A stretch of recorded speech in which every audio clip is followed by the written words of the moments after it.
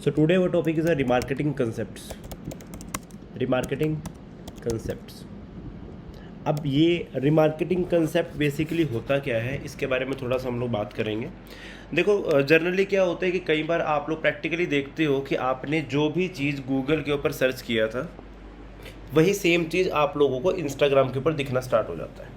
ठीक है, और फिर हमें ये थोड़ा सा फील होता है कि शायद गूगल हमारी हिस्ट्री क्रिएट कर रहा है, पर यार जनरली होता क्या है, गूगल हमारी हिस्ट्री क्रिएट नहीं करता है। जो हिस्ट्री हमारी क्रिएट होती है वो हमारा डाटा ट्रैक होता है। वो डाटा ट्रैक कौन करता है? हमारा फेसबुक का या किसी भी सोशल मीडिया के प्लेटफॉर्म का एक टूल होता है, is a name of a pixel.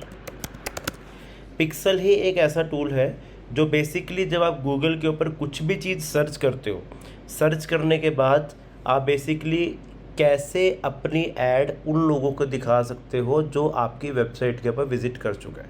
अब मैं सिंपल सा एक एग्जांपल लेता हूँ। जैसे बेसिकली आप लोग मेरे यूट्यूब चैनल पे जाते हो, ठीक है, या फिर मैं यूट्यूब चैनल के बजाय मैं बात करता हूँ कि आप लोग मेरी वेबसाइट पे गए। वेबसाइट पे जाने के बाद आप मेरी वेबसाइट किसी भी पेज पे जाते हो, होम पेज पे, सर्विस पेज पे, या फिर मान लो मैं लैपटॉप के बैग सेल करता हूँ मैं, ठीक है, लैपटॉप के एसेसरीज़ में सेल करता हूँ। तो आप लोगों ने मेरी वेबसाइट पे विज़िट किया। वेबसाइट पे विज़िट करने के बाद मेरे पास 100 से 200 तरह के लैपटॉप के बैग हैं और आपने मल्टीपल बैग्स को देखा मेरी वेबसाइट के ऊपर जाकर। तो उसके बाद क्या होगा, अब जनरली क्या होता है, कई बार आप लोग वेबसाइट्स के ऊपर किसी जाते हो, ई कॉमर्स वेबसाइट के ऊपर, और आप वहाँ पर जाकर प्रॉपर तरीके से प्रोडक्ट तो देखते हो पर प्रोडक्ट को आप लोग परचेज़ नहीं करते।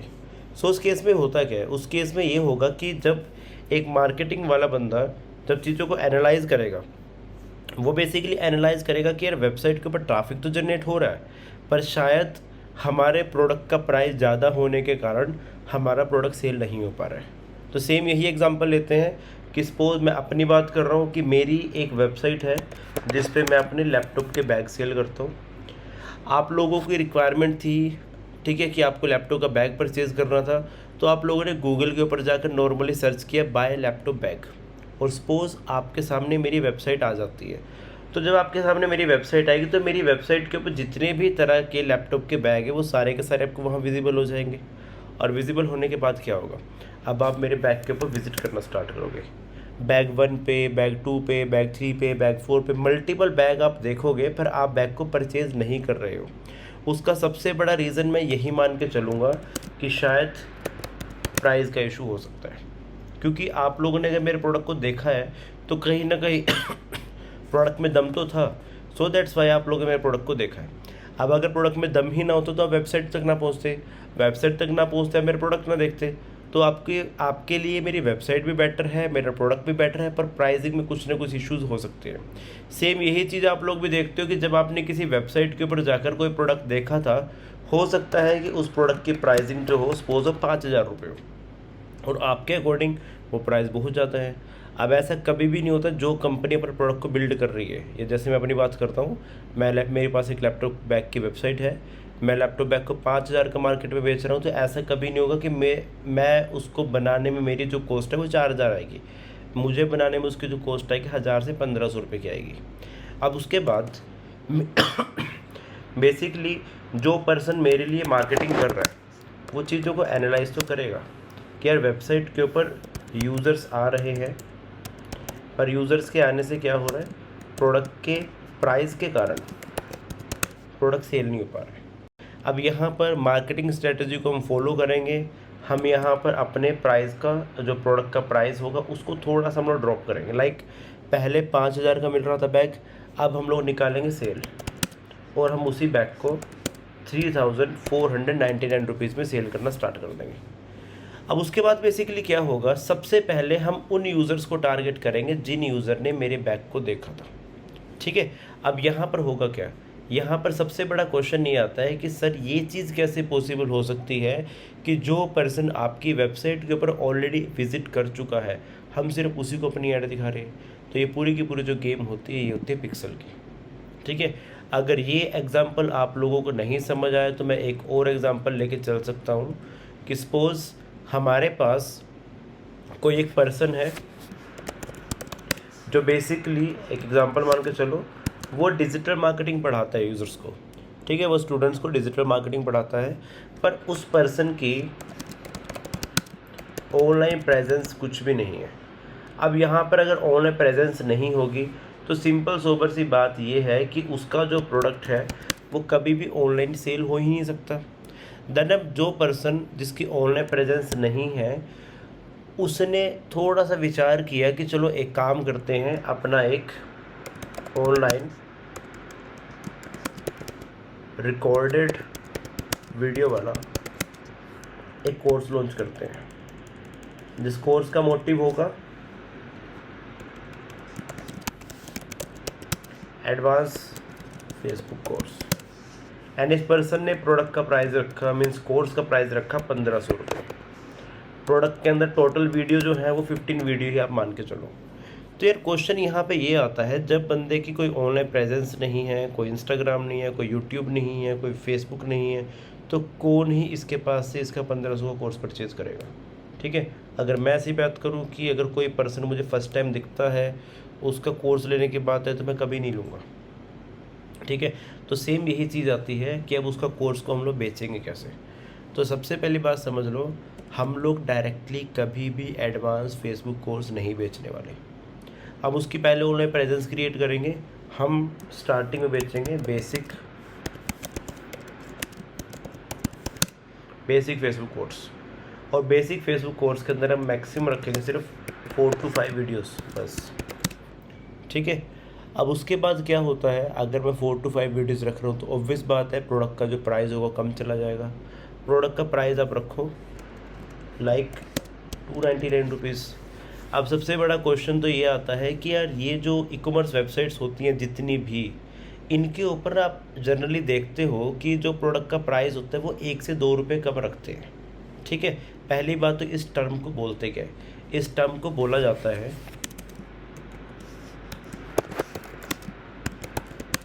Trip wire. कि बेसिकली जब भी हम लोग प्रोडक्ट का प्राइस राउंड फिगर में ना रखें, 1 से 2-3 रुपये कम रखते हैं, तो उस टर्म को हम लोग ट्रिप वायर बोलते हैं। तो इसको रखते क्यों 1 से 2 रुपये कम, पहली बात तो माइंड गेम होती है। ठीक है, 300 रुपीज़ यूज़र को ज़्यादा लगेगा, 299 रुपीज़ उतना ज़्यादा नहीं लगता। और इसका जेन्युइनली टेक्निकल अगर हम लोग बात करें, काफ़ी सारे लोग होते हैं जो गूगल पे जाके डायरेक्टली सर्च करते हैं बेसिक फेसबुक कोर्स या फिर advance Facebook course under 300 rupees. So वहाँ पे क्या होता है, थोड़े से चांसेस हमारे बढ़ जाते हैं कि हमारा जो प्रोडक्ट है वो यूज़र को दिख सकता है। ठीक है, हमने तो जस्ट 1 रुपये कम किया, 2 रुपये कम किया, पर यूज़र को हमारा जो प्रोडक्ट है वो बेसिकली दिख सकता है। तो ये भी थोड़े से चांसेस बढ़ जाते हैं, इसीलिए हम लोग 1 से 2 रुपये कम रखते हैं।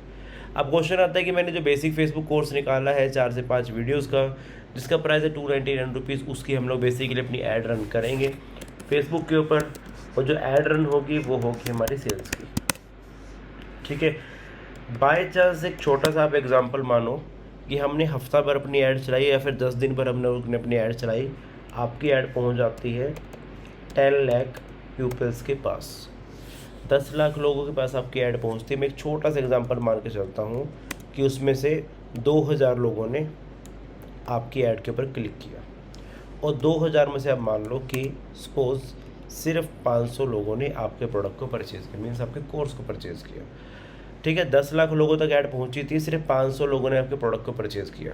अब यहाँ पर सबसे पहले तो ये चीज़ समझ लो, जब आपका जो प्रोडक्ट है जो 500 लोगों ने परचेज़ किया होगा, अब आपके वीडियोज़ के अंदर जो 4 से 5 वीडियोज़ हैं, अगर इसके अंदर दम हुआ तो कहीं ना कहीं यूज़र आपके कोर्स को लाइक तो करेंगे।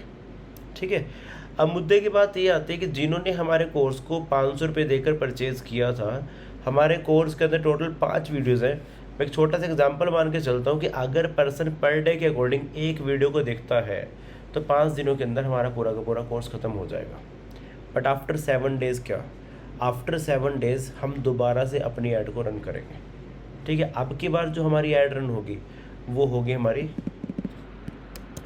एडवांस फेसबुक कोर्स की। बट अब की बार हम लोग कौन सी ऑडियंस को टारगेट करेंगे, अब की बार हम टारगेट करेंगे अपने सिर्फ इन 500 लोगों को, क्योंकि ये ऑलरेडी हमारे कोर्स को परचेज़ कर चुके हैं।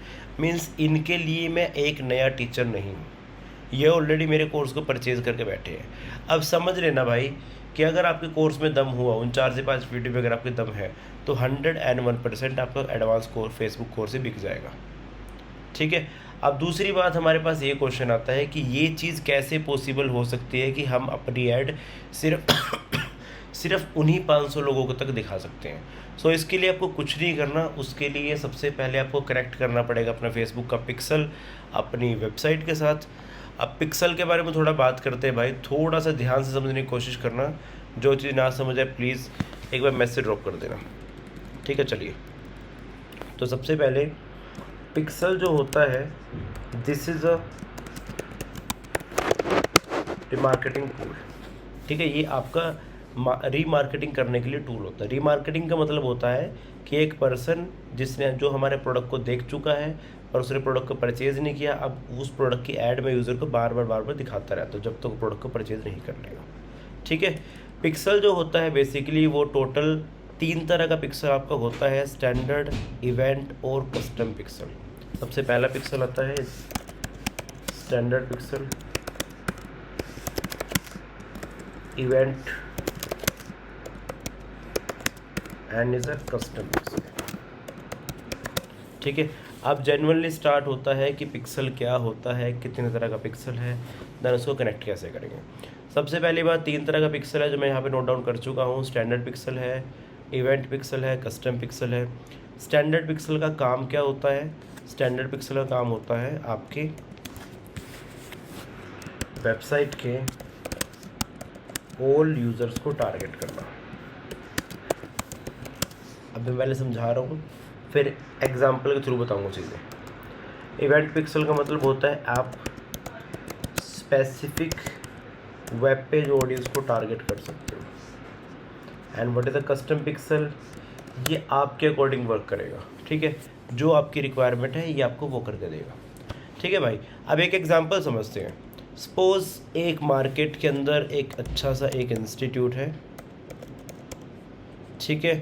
देन इंस्टीट्यूट वाले केस में क्या है कि ये लोग मल्टीपल कोर्सेज कराते हैं। इनका मैं शॉर्ट फॉर्म में लिखूँगा, समझ लेना उस चीज़ को।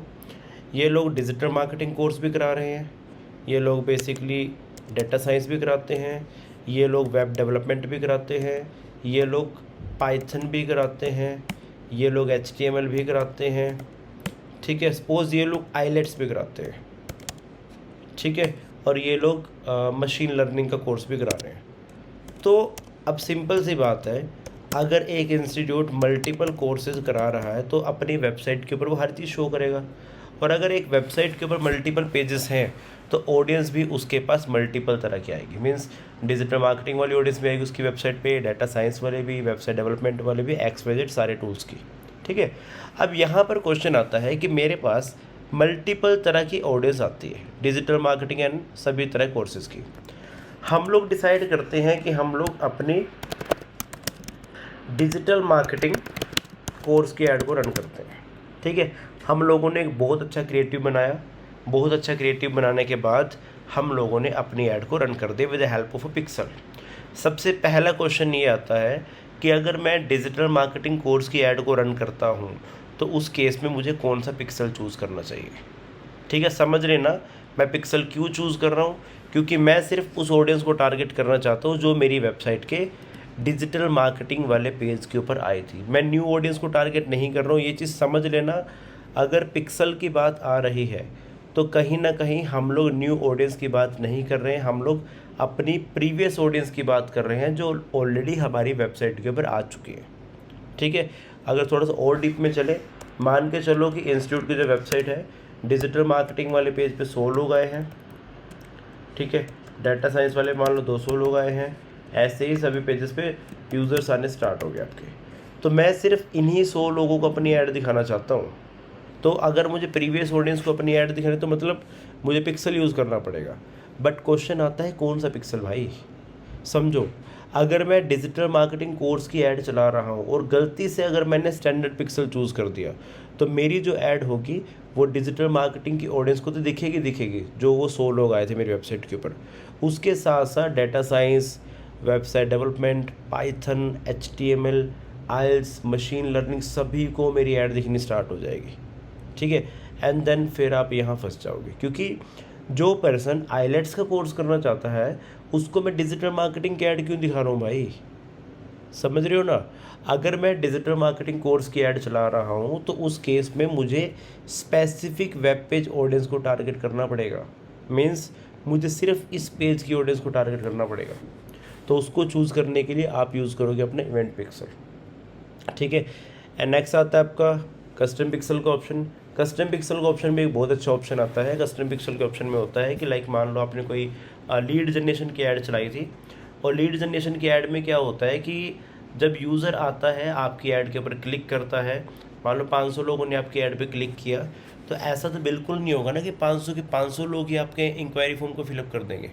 उसमें से शायद हो सकता है कि फॉर्म फिलअप जो है वो सिर्फ 200 लोगों ने ही किया हो।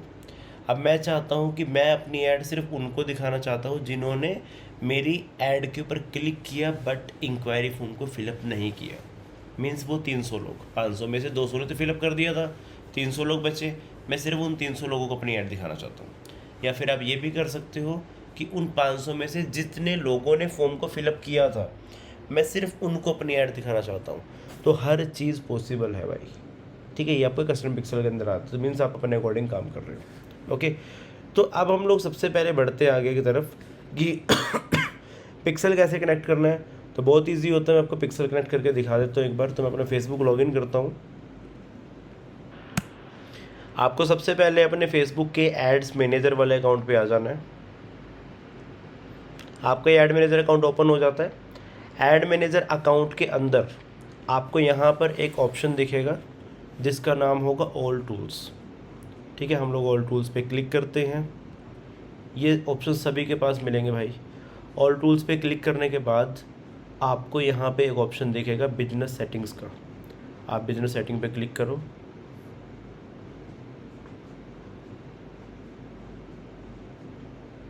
बिजनेस सेटिंग पे क्लिक करने के बाद हमारे पास लेफ़्ट साइड में सभी के पास एक ऑप्शन आएगा डाटा सोर्स का। आपको डाटा सोर्स पे क्लिक कर लेना है।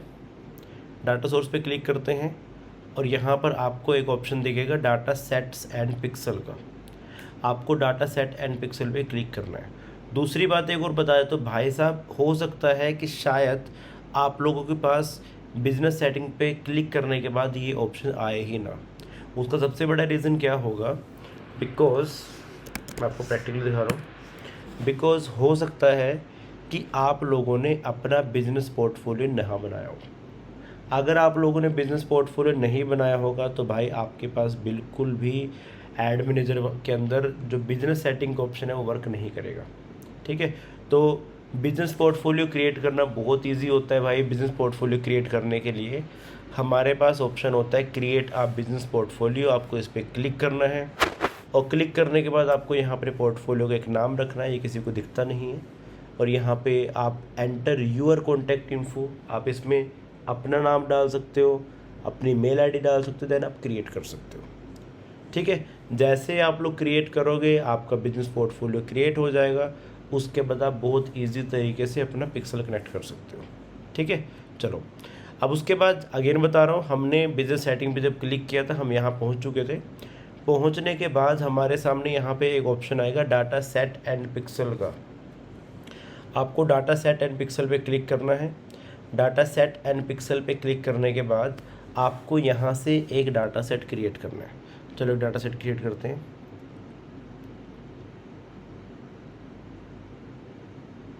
वेट, किसी भी नाम से आप यहाँ पे अपना एक डाटा सेट बना लो। अपने नाम से, अपनी वेबसाइट के नाम से, अपने बिजनेस के नाम से आप अपना एक डाटा सेट क्रिएट कीजिए। डाटा सेट क्रिएट करने के बाद आपको नॉर्मली यहाँ पे कोई ऑप्शन चूज़ नहीं करना है और आपको क्रिएट पे क्लिक कर देना है। जैसे आप क्रिएट पे क्लिक करोगे, क्रिएट पे क्लिक करने के बाद आपका डाटा सेट कुछ इस तरीके से आपके सामने नज़र आएगा। फिर उसके बाद आपको क्या करना है, जैसे ही आपका डाटा सेट आपको दिखता है आपको उसके ऊपर क्लिक करना है। और क्लिक करने के बाद आपके सामने एक ऑप्शन आएगा is a name of a event manager. आपको इवेंट मैनेजर पे क्लिक करना है और इवेंट मैनेजर पे क्लिक करते ही आप एक ऐसे पेज के ऊपर रीडायरेक्ट हो जाते हो। अब क्या काम करना है, उसके बाद आपके सामने बिल्कुल लेफ्ट साइड में एक ऑप्शन आता है is the name of a connect data. आप कनेक्ट डाटा पे क्लिक कीजिएगा। कनेक्ट डाटा पे क्लिक करने के बाद अब जो हमारा पिक्सल है वो बेसिकली आपको कनेक्ट करना है अपनी वेबसाइट के साथ। सो आप वेब वाला ऑप्शन यहाँ पे चूज़ करोगे। और नेक्स्ट पे आप क्लिक करोगे। जैसे आप यहाँ नेक्स्ट पे क्लिक करते हो तो आपको एक ऑप्शन दिखेगा चूज़ योर डाटा सेट। तो जिस नाम से भी आपने डाटा सेट बनाया होगा वो डाटा सेट आपको यहाँ पे दिख जाता है, जो भी डाटा सेट आपको यहाँ दिखेगा।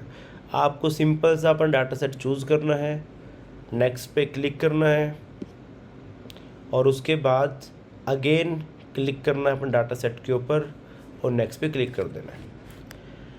जब आप यहाँ से नेक्स्ट पे क्लिक करोगे तो आपके सामने कुछ इस तरीके का एक ऑप्शन आएगा रिकमेंडेड सेटअप्स का। तो आपको यहाँ से क्लिक करना है सी अदर वे टू सेटअप के ऊपर। देन आफ्टर दैट आपको क्लिक करना है सेटअप मैन्युअली पर। जैसे ही मैं सेटअप मैन्युअली पे क्लिक करता हूँ, अगेन मैं नेक्स्ट पे क्लिक करता हूँ, देन आपके सामने एक ऑप्शन आएगा मेटा पिक्सल ओनली का। आप Meta pixel only pay click कीजिए और नेक्स्ट पे क्लिक कर दो। जैसे ही मैं नेक्स्ट पे क्लिक करता हूँ उसके सामने आपके सामने एक ऑप्शन आता है install Meta pixel on your website. अब ये मिला आपको एक कोड, आपको सिंपल सा इस कोड को कॉपी करना है और कॉपी करने के बाद सॉरी नीचे की तरफ लिखा हुआ है कि paste base code to a website. आपको इसे अपनी वेबसाइट के हेड सेक्शन में डाल देना है। अब यार ये वेबसाइट का हेड सेक्शन कहाँ पे होता है, तो प्रैक्टिकली थोड़ा सा एक बार दिखाऊंगा मैं, आपको समझ आ जाएगा। तो आपको अपनी वेबसाइट ओपन कर लेनी है। आपको वर्डप्रेस सभी को ओपन करना आता है, बहुत इजी होता है। आपको अपना वर्डप्रेस ओपन कर लेना है। ओपन करने के बाद अपनी वेबसाइट के अंदर एक प्लगइन को इंस्टॉल कर लेना, जिस प्लगइन का नाम होगा WP कोड। मैं एक बार आपको दिखा देता हूँ।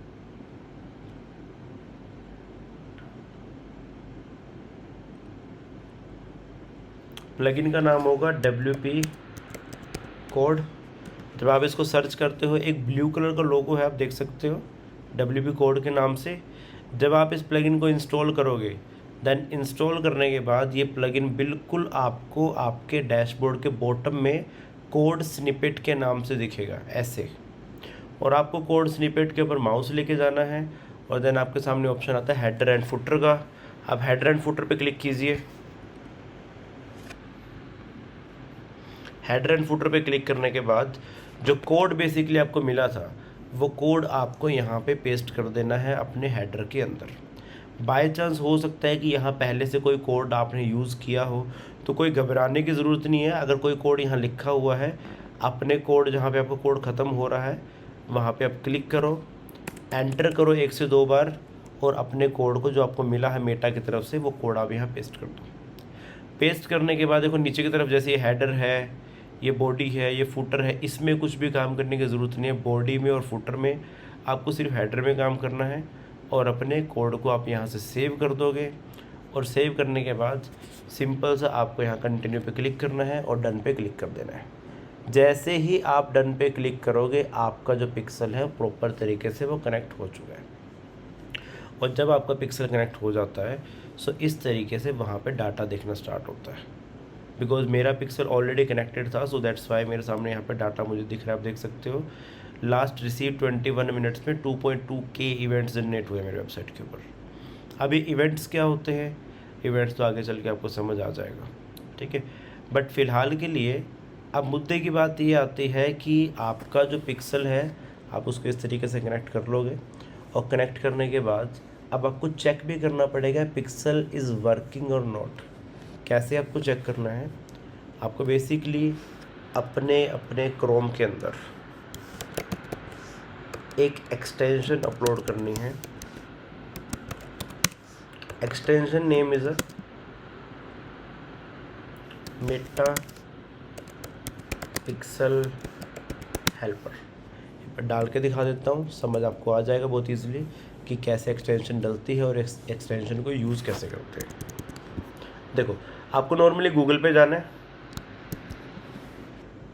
यहाँ पे जाके आपको सर्च करना है मेटा पिक्सल हेल्पर। पहले नंबर पे एक ऑप्शन आएगा मेटा पिक्सल हेल्पर के नाम का, आपको इस पर क्लिक करना है। और मेरे सामने तो रिमूव का ऑप्शन आ रहा है, आपके सामने ऑप्शन आएगा ऐड का, आपको नॉर्मली उसको ऐड कर लेना है यहाँ से, ठीक है। जब आप अपने एक्सटेंशन को यहाँ से ऐड कर लोगे, ऐड करने के बाद ठीक है। एक्सटेंशन को ऐड करने के बाद आपको अपनी जो एक्सटेंशन है, एक्सटेंशन वाले पोर्शन पे क्लिक करना है और अपनी इस एक्सटेंशन को बेसिकली आपको पिन कर लेना है। एक सेकंड होल्ड कीजिए प्लीज़। हेलो, हाँ जी बताओ। अच्छा, आप अपने इस एक्सटेंशन को बेसिकली यहाँ से पिन कर लेना। पिन करने का बेनिफिट क्या होगा कि आपकी जो एक्सटेंशन है वो थोड़ा सा बाहर की तरफ आपको यहाँ दिखनी स्टार्ट हो जाएगी। अब उसके बाद जज कैसे करेंगे कि पिक्सल वर्किंग और नॉट, आपको अपनी वेबसाइट ओपन करनी है। अगर यहाँ पिक्सल पे कोई नंबर बन के आता है 1 2 3 4 कुछ भी, तो मीन्स आपका पिक्सल वर्किंग है। अगर नहीं बन के आता भाई कुछ ना कुछ तो इशू है फिर। चलो चेक करते हैं एक बार। This is my website, open करता हूँ मैं इसको और आपके सामने आप देख सकते हो कि यहाँ पे एक नंबर बन के आ रहा है 1 और यहाँ पे लिखा भी हुआ है मेटा पिक्सल। तो मीन्स आपका मेटा पिक्सल प्रॉपर तरीके से कनेक्टेड है। तो आप इस तरीके से अपने पिक्सल को जो है कनेक्ट कर सकते हो। ठीक है, तो बहुत इजी है, बहुत इजी स्टेप थे। ठीक है, और ये वीडियो देख के आपको 100% समझ आ जाएगा कि पिक्सल आप किस तरीके से कनेक्ट कर सकते हो। बाकी फिर भी कुछ इशू आता है तो आप मुझे मैसेज ड्रॉप करो, देन सोल्यूशन आपको प्रोवाइड करता हूँ मैं। ठीक है, चलो वीडियो वाला कंसेप्ट क्लियर होगा।